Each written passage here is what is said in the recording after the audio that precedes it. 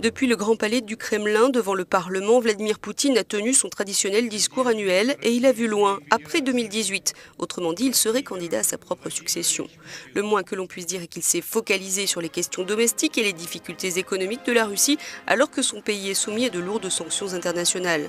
Au bout d'une heure, toutefois, Poutine a parlé politique étrangère. Il n'admettra pas que les intérêts russes soient négligés ou violés, mais il ne recherche pas de confrontation géopolitique, bien au contraire.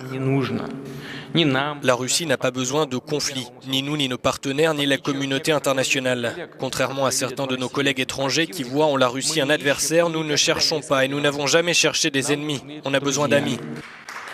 Un ami, il en voit peut-être impossible en la personne de Donald Trump, puisqu'il a appelé à plus de dialogue et de coopération avec les États-Unis dans la lutte contre le terrorisme et sur les problèmes économiques stratégiques. Nous sommes prêts à collaborer avec la nouvelle administration américaine. Il est important de normaliser et de commencer à développer les relations bilatérales sur le principe d'égalité et de bénéfices mutuels. La coopération entre la Russie et les États-Unis pour la résolution des conflits locaux et mondiaux est dans l'intérêt du monde entier.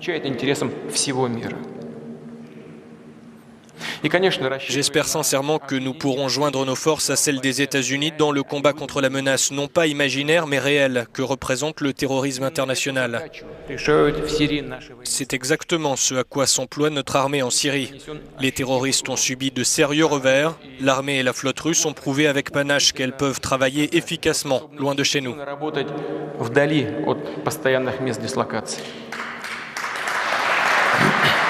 Il félicite ses troupes, mais pas un mot sur l'assaut final lancé sur Alep-Est.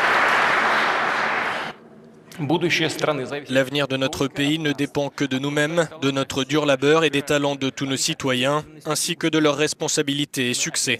Ainsi, nous atteindrons nos objectifs.